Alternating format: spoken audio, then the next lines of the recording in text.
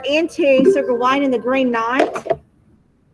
And I know you're probably finishing up your vocab, but let's go ahead and find where we left off. What do you remember last about what we read? The dude pulls up on a horse that's green. Yeah. And he's got green, like one of those little green things on his back. And then I remember us searching up the actual picture. Oh, he had that was the what you would call it? He's got an axe and a piece of Oh, yeah. He was. Yeah, he was like, I come on orange. He was Right. And I'm ready to challenge. I challenge one one of your Perfect. Yeah, he's like, Okay. I'm gonna challenge one of your. I see. Okay, let me see here then. All right, so I've already I bet we got down to that part right there. I thought it was like, oh. Did King Arthur go ahead and was King Arthur doing it? Y'all remember that? We were right. We were somewhere over here. Okay. Yeah. Okay, let me go ahead then. I'm going to pick up there and read line 33, even though we may not be back that far. You guys finish your cards. I'll pick them up before you leave. I'll pick them up during tech time. I think we okay? got to the very bottom because go down a little bit. Really? I'm on Frozen. There we go. I think we were somewhere on like hold on. But yeah, we got past it. He was telling them that he has at home all these weapons and he knows how to use them and stuff. Oh, yeah. But Okay. I think we're on the next page. Okay.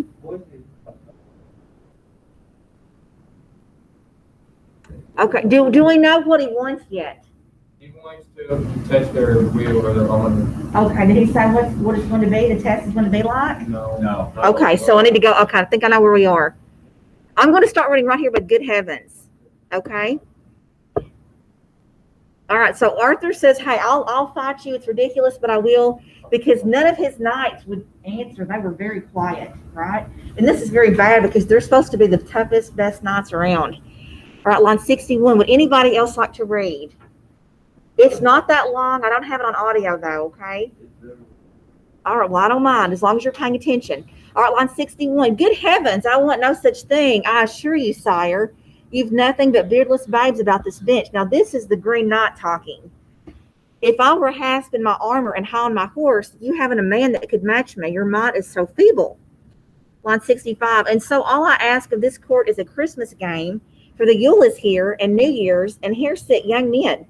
If any man holds himself here in this house so hardy, so bold in his blood, and so brainless in his head, that he dares to stoutly exchange one stroke for another, I shall let him have as my present this lovely gisarm. This axe as heavy as he'll need to handle as he likes, and I will abide the first blow bare-necked as I sit. If anyone here has the daring to try what I've offered, leap to me lightly, lad, lift up this weapon.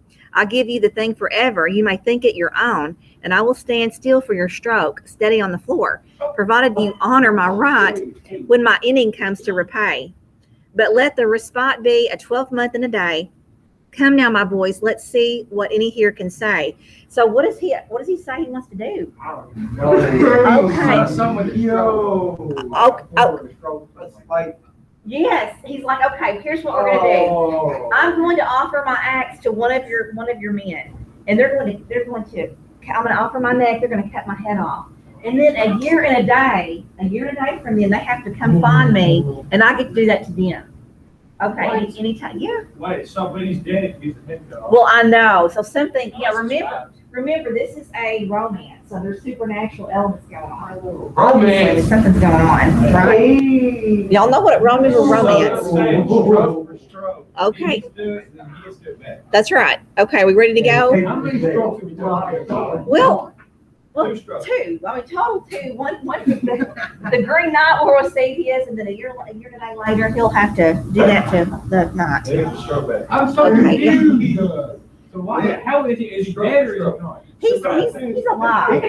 Shh, guys, he's alive. Now remember, in literature, we have to suspend our disbelief, right? Because we have to say, oh, this couldn't really happen. Well, we're reading a romance, so yes, it could happen in a romance. All right, are we ready to go? See how this goes? Yeah. I'm so glad you're interested. All right, line 83. Okay, here it is. Guys, how did the knights respond? They were like, Yeah, okay. If they were like stone before, they were stiller now. Every last word in the hall, both the high and the low, the stranger on his destier stirred in the saddle, and ferociously his red eyes rolled around. He lowered his grisly eyebrows, glistening green, and waved his beard and waited for someone to rise. When no one answered, he coughed, as if embarrassed, and drew himself up straight and spoke again. What? Can this be King Arthur's court? Said the stranger, whose renown runs through many a realm, flung far and wide. What has become of your chivalry and your conquest, your greatness of heart and your grimness and grand words? Behold the radiance and renown of the mighty Round Table, overwhelmed by a word out of one man's mouth. You shiver and blanch. Ooh, there's a vocab word. You shiver and blanch before a blow's been shown. And with that, he laughed so loud that the Lord was distressed. In chagrin, his blood shot up in his face and limbs so fair. More angry he was than the wind, and likewise each man there. And Arthur, bravest of men, decided now to draw near. So he offers that. Nobody says anything, and he's like, what? I'll be mad too. Well, he's like, you guys aren't what you said you are. You're false advertisers. You're not brave. I'll be mad too. Right. Yeah, he's trusting their. Right. Okay, so let's see what Arthur does.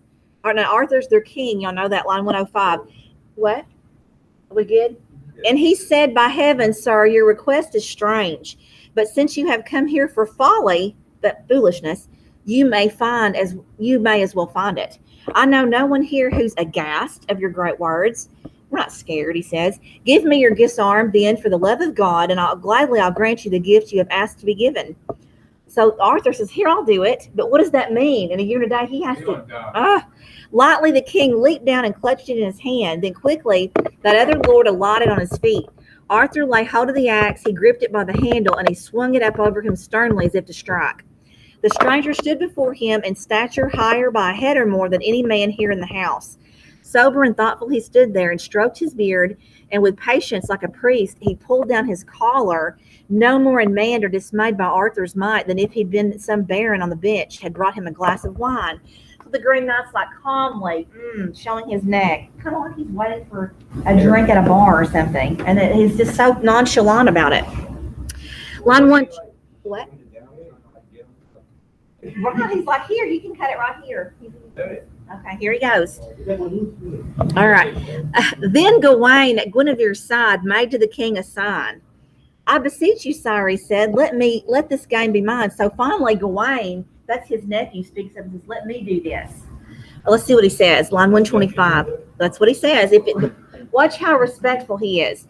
Now, if you, my worthy lord, and Sir Gawain to the king, would command me to step from the dais and stand with you there, that I might without bad manners move down from my place, though I couldn't, of course, if my liege lady disliked it, I'd be deeply honored to advise you before all the court. For I think it unseemly, if I understand the matter, that challenges such as this churl has chosen to offer be met by your majesty, much as it may amuse you, when so many bold-hearted barons sit about the bench. No men under heaven, I am sure, are more hardy in will or better in body on the fields where battles are fought. I myself am the weakest, of course, and in wit the most feeble. My life would be least missed if we let out the truth. Only as you are my uncle have I any honor for accepting your blood. I bear in my body slight virtue. And since this affair that's befallen us here is so foolish, and since I have asked for it first, let it fall to me. And let's see, if I've reasoned incorrectly, let all the court say without blame. The nobles gather round and all advise the same. Let the king step down and give Sir Gawain the game. So what does his nephew say, his argument? He's like, he is. He's like, let me do it. And what reasons does he give? Notice. because he's the weakest, and nobody's gonna miss him when he's gone. He's like, you know what? The only reason I've been worried is because I'm a lady and a little bit of your blood in my, you know, I'm your nephew. He is. Very good, he is. All right, let's keep reading. Now, remember, this is an excerpt, so we know that we're not reading all of it. We're just reading a part of this. All right, Arthur grants Gawain's request to take on the Green Knight's challenge. And if I were Arthur, I'd be going, I'd be relieved. The Green Knight asks Gawain to identify himself, and the two agree on the pact. Gawain then prepares to strike his blow against the Green Knight. On the ground, the Green Knight got himself into position, his head bent forward a little, the bare flesh showing. Y'all think this is different, isn't it? Yeah. His long and lovely locks laid over his crown, so that any man there might note the naked neck. Sir Gawain laid hold of the axe, and he hefted it high, his pivot foot thrown forward before him on the floor, and then swiftly he slashed at the naked neck. The sharp of the battle blade shattered asunder the bones and sank through the shining fat and slit it in two, and the bit of the bright steel buried itself in the ground. The fair head fell from the neck to the floor of the hall, and the people all kicked it away as it came near their feet. So he cut it off, and now they're just kicking it around with their feet. The head is rolling around the floor like a soccer ball.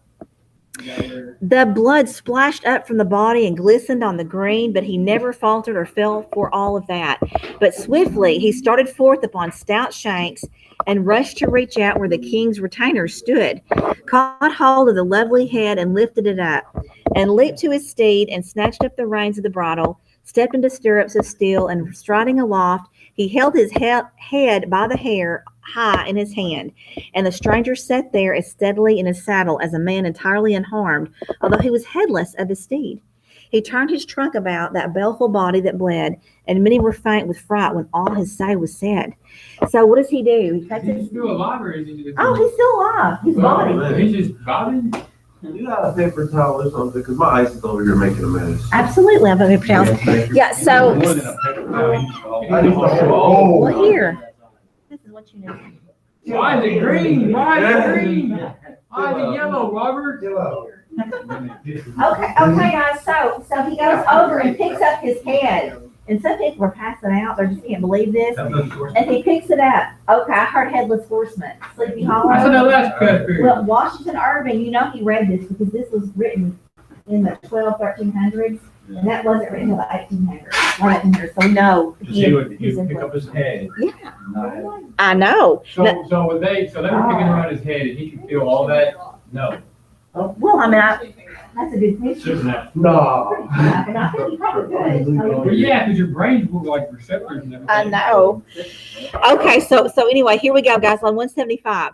He held his head in his hand up high before him, addressing the face the dearest of all in the days. So he's taking his head and holding it up, pointing it to the king and all the people. Who is the Sir Gawain? Or The Green Knight. He's holding it. His own head. His body is holding his head up. Wow. And his head's about to talk to the people. The coordination. Okay? I know. You can still see and talk, it's just it's separated. I know, guys. And the eyelids lifted wide.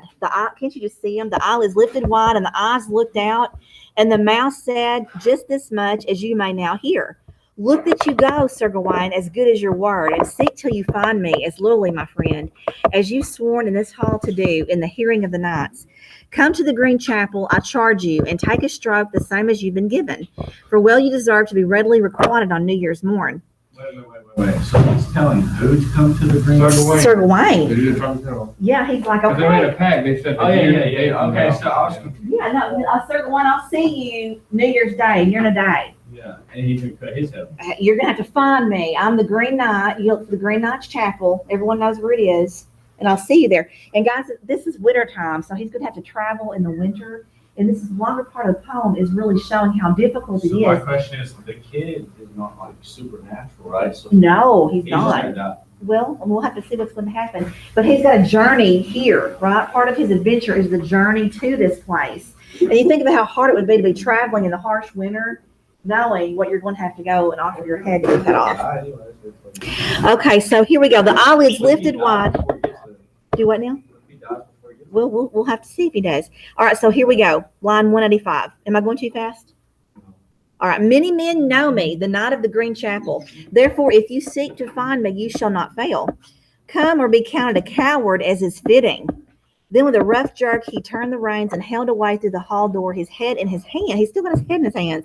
And fire of the flint flew out from the hooves of the foal. That sounds just like Legend of Sleepy Hollow. I mean, if we pull the text up, which I think I'm going to do, that is, he was inspired by that. To what kingdom he was carried, no man there knew, no more than they knew what country he came from.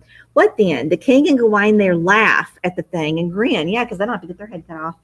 And yet it was an affair most marvelous to men. So there we have that part. Now, we ready to read on a little bit? We've got okay, let's see what happens. Now, guys, he's around your age probably because he said he was the youngest. So he's around your age, and I want you to get all this in. We're about to read this. As the end of the year approaches, Gawain leaves on his quest to find the Green Chapel and fulfill his pledge. After riding through wild country, and encountering many dangers, he comes upon a splendid castle. The lord of the castle welcomes Gawain and invites him to stay with him and his lady for a few days. The lord proposes that he will go out to hunt each day while Gawain stays at the castle. At the end of the day, they will exchange what they have won. While the lord is out hunting, the lady attempts to seduce Gawain. Gawain resists her, however, and on the first 2 days accepts only kisses, which he gives to the lord at the end of each day in exchange for what the lord has gained in the hunt. On the third day, Gawain continues to resist the lady, but she presses him to accept another gift. Now, and I want to say, she is, beautiful. So Lord Bartolak So is. she kissed him and he kissed the Lord. Yeah, like on the cheek, like he gave him what he okay, I hunted, and it's specifically like one day, it's like a deer, and that game gets a little bit more fierce, and it's symbolic of each thing he gives.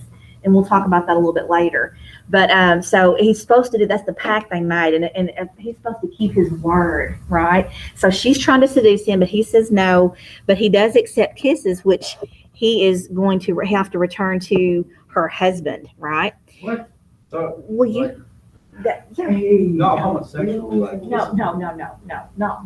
Just kind of like, no.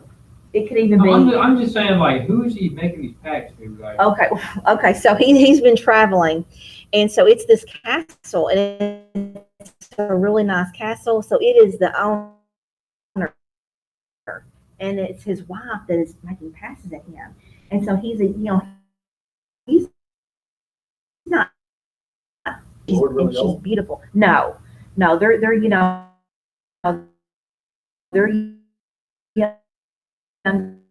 No, I can't. That's not right for me to do that. Okay, and she's very persistent.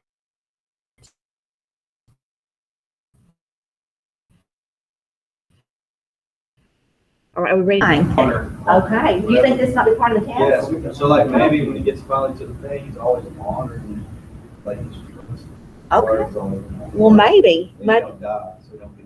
Well, And then he becomes like. oh my God, You read. Landon! it's just so cool. Can we please read? I just love that you're interested. Hey, For sure. would anyone else like to pick up there? Line 198? Anybody want to read? Let me tell you. Would anybody virtual like to pick up and read? Anybody? All right, so line 198, she held toward him a ring of the yellowest gold, and standing aloft on the band, a stone like a star, from which she flew splendid beams like the light of the sun. And mark you well, it was worth a rich king's ransom.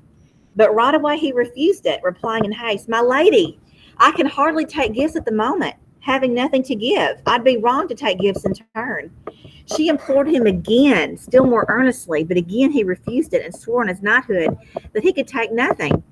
Grieved that he still would not take it, she told him then, "If taking my ring would be wrong on account of its worth, and being so much in my debt would be bothersome to you, I'll give you merely this sash that's of slighter value." She swiftly unfastened the sash that encircled her waist, tied around her fair tunic. Inside her bright mantle, it was made of green silk and was marked of gleaming gold, embroidered along the edges, ingeniously stitched. This too she held out to the knight, and she earnestly begged him to take it, trifling as it was to remember her by. But again he said no. There was nothing at all he could take, neither treasure nor token, until such time as the Lord had granted him some end to his adventure. "And therefore I pray you, do not be displeased, but give up, for I cannot grant it, however fair or right. I know your worth and price, and my debt's by no means slight. I swear through fire and ice to be your humble knight." All right. Do you lay aside the silk, said the lady then, because it seems unworthy, as well as it may? So she's tried to give him a gold ring and now this gold sash, or this green sash, and he's like, "No, because I can't take it. I have nothing to give you." Let's see what she says. "Listen. Little as it is, it seems less in value, but he who knew what charms are woven within it might place a better price on it perchance. For the man who goes to battle in this green lace, as long as he keeps it looped around him, no man under heaven can hurt him, whoever may try, for nothing on earth, however uncanny, can kill him." The knight cast about in distress, and it came to his heart this might be a treasure indeed when the time came to take the blow he had bargained to suffer beside the green chapel. If the gift meant remaining alive, it might well be worth it. So he listened in silence and suffered the lady to speak. And she pressed the sash upon him and begged him to take it. And Gawain did, and she gave him the gift with great pleasure, and begged him, for her sake, to say not a word, and to keep it hidden from her lord. And he said he would, that except for themselves, this business would never be known to a man. He thanked her earnestly, and boldly his heart now ran. And now a third time she leaned down and kissed her man. Okay, what's the issue here? What's the problem? He He failed. Okay, so, and what tempted him to make him do it? What? Why did he give in? Wait. Why did he give in? said she like pressed it. Well, yeah, she was doing that, but he was telling her, no. What about this sash makes it irresistible to him? The green and gold is not the green and gold. Yeah, no, there's more. I mean, there's more to it than that. He's not materialistic. He would have taken the gold ring. That was worth a lot. He's not materialistic. What is his weakness? He's taking it for what reason? Y'all know what it does? The man who goes to battle in his green lace, as long as he keeps it looped around him, nobody can hurt him. Nobody can kill him.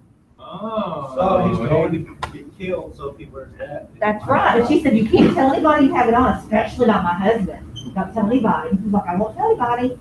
That's breaking an oath. That's gonna be kept. Somebody's gonna find it. Okay, right. Somebody's always gonna find out. Yes. Okay, guys, are we ready to read? I think we can finish this today and give you tech time. Okay?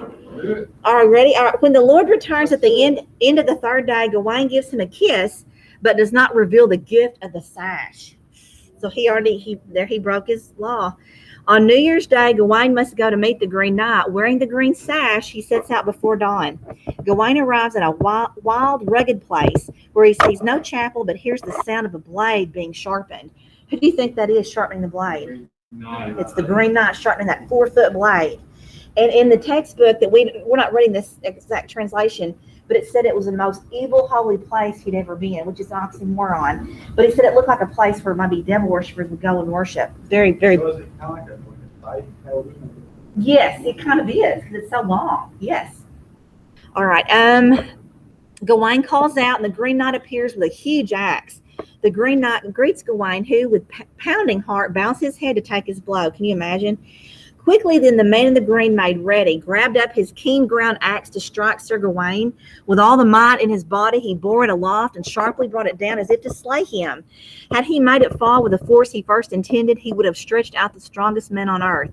But Sir Gawain cast a side glance at the axe as it glided down to give him his kingdom come, and his shoulders jerked away from the iron a little. All right, so what does Sir Gawain do? He dodges. He does. He flinches. So, let's see what he says about that. The Green Knight caught the handle, holding it back, and mocked the prince with a many proud reproof. You can't be Gawain. Who's thought so good? A man who's never been daunted on hill or dale. For look how you flinch for fear before anything's felt. I never heard tell that Sir Gawain was ever a coward. I never moved a muscle when you came down. In Arthur's hall, I never so much as winced. My head fell off at my feet, yet I never flickered. But you tremble at heart before you're touched. I'm bound to be called a better man than you then, my lord. Said Gawain, I shied once, no more. You have my word. But if my head falls to the stones, it cannot be restored. But be brisk, man, by your faith, and come to the point. Deal out my doom if you can, and do it at once. For I'll stand for one good stroke, and I'll start no more until your axe has hit, and that I swear. Here goes then, said the other, and heaves it aloft and stands there waiting, scowling like a madman. He swings down sharp, then suddenly stops again, holds back the axe with his hand before it can hurt, and Gawain stands there stirring, not even a nerve. He stood there still as a stone or the stalk of a tree that's wedged in rocky ground by 100 roots. Oh, merrily then he spoke, the man in green. Good! You've got your heart back. Now I can hit you. May all that glory the good King Arthur gave you prove efficacious now, if it ever can, and save your neck. Oh, so the second time, he's like, you didn't flinch, because he like swung and then he stopped himself, which is like prolonging this agony. Okay? Ooh, okay, let's see. And Gawain's mad. Okay, Gawain is like, hit me, hero. I'm right up to here with your threats. It is you that's the cringing coward after all. Who, said the man in green, he's wrathful too. No pauses then, I'll pay up my pledge at once, I vow. He takes his stride to strike and lifts his lip and brow. It's not a thing Gawain can like, for nothing can save him now. He raises that axe up lightly and flashes it down, and that blinding bit bites in at the knight's bare neck. But hard as he hammered it down, it hurt him no more than to nick the nape of his neck. So it split the skin. The sharp blade slit the flesh through the shiny hide, and red blood shot to his shoulders and spattered the ground. And when Gawain saw his blood where it blinked in the snow, he sprang from the man with a leap to the length of a spear. He snatched up his helmet swiftly and slapped it on, shifted his shield into place with a jerk of his shoulders, and snapped his sword out faster than sight, said boldly, and mortal born of his mother that he was, there was never on earth a man so happy by half. No more strokes, my friend, you've had your swing. I've stood one swipe of your axe without resistance. If you offer me any more, I'll repay you at once with all the force and fire I've got, as you will see. I take one stroke, that's all, for that was the compact we arranged in Arthur's hall, but now no more for me. So what happened? Third time he hits him, He hits them and then get him cut off. It goes the sash and it nicks a little bit, and he sees his blood, and he's so happy he's alive. He grabs his helmet, puts it on, gets his sword and his shield in front of him, like, now, okay, now I can defend myself. I gave you the one, you got to do it. Now, if you hit me again, you're going to have a fight. The Green Knight remained where he stood, relaxing on his axe, settled the shaft on the rocks and leaned on the sharp end, and studied the young man standing there, shoulders hunched, and considered that staunch and doughty stance he took, undaunted yet, and in his heart he liked it. And then he said merrily with a mighty voice, with a roar like rushing wind, he reproved the knight. Here, don't be such an ogre on your ground.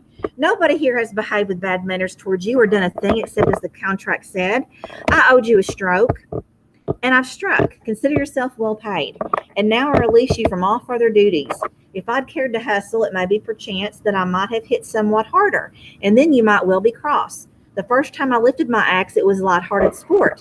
I merely fainted and made no mark, as was right, for you kept our pact of the first night with honor, and abided by your word, and held yourself true to me, giving me all you owed as a good man should. I fainted a second time, friend, for the morning you kissed my pretty wife, that's his wife, pretty wife twice, and returned me the kisses. So he's the Lord Bartolac. And so for the first 2 days, mere feints, nothing more severe. A man's true to his word. There's nothing he needs to fear. You failed me, though, on the third exchange, so I've tapped you here. That sash you wear by your scabbard belongs to me. My own wife gave it to you, as I ought to know. I know, too, of your kisses and all your words and my wife's advances, for I myself arranged them. It was I who sent her to test you. I'm convinced you're the finest man that ever walked this earth, as a pearl is of greater price than dry white peas. So Gawain indeed stands out above all the other knights. But you lacked a little, sir. You were less than loyal. But since it was not for the sash itself, or for lust, but because you loved your life, I blame you less. Sir Gawain stood in a long while, so miserable with disgrace that he wept within, and all the blood of his chest went up to his face, and he shrank away in shame from the man's gentle words. The first words Gawain could find to say were these: Cursed be cowardice and covetousness both, villainy and vice that destroy all virtue. He caught at the knots of the girdle and loosened them, and fiercely flung the sash at the Green Knight. There's my fault, the foul fiend, vex it. Foolish cowardice taught me from fear of your stroke to bargain covetous and abandon my kind, the selfish and loyalty suitable in knights. Here I stand, faulty and false, much as I feared them, both of them untruth and treachery. May they see sorrow and care. I can't deny my guilt. My works shine none too fair. Give me your good will, and henceforth I'll beware. At that, the Green Knight laughed, saying graciously, Whatever harm I've had, I hold it amended, since now you're confessed so clean, acknowledging sins and bearing the plain penance of my point. I consider you polished, as white and as perfectly clean as if you had never fallen since first you were born. And I give you, sir, this gold-embroidered girdle, for the cloth is as green as my gown.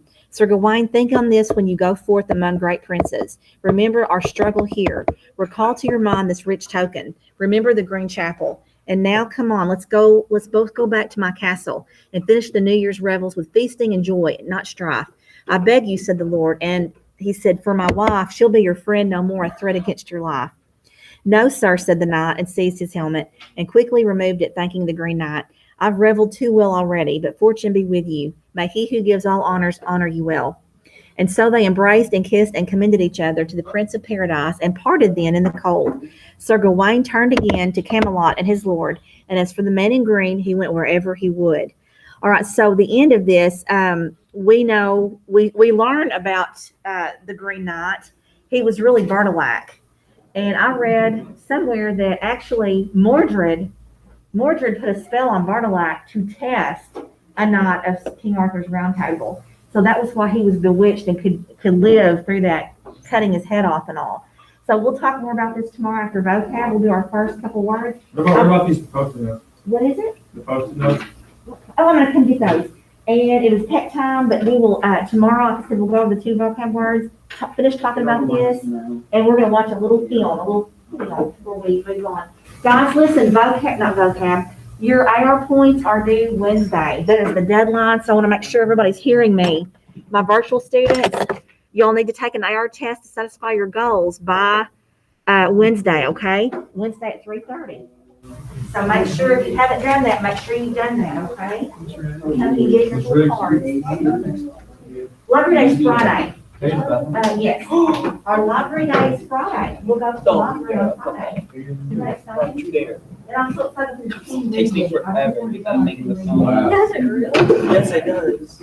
Okay. Oh, Very, flashlight. You'll only have to Baby take golden time. retriever. Thank you. Anybody fill up our recruit? Really, welcome, bro. I got AT&T. Oh, you There's fine. no she's probably. I was only I didn't Okay, I'm gonna go ahead and stop recording now because we're having our tech time. And I'm going to stop presenting and stop recording at this time. Does anybody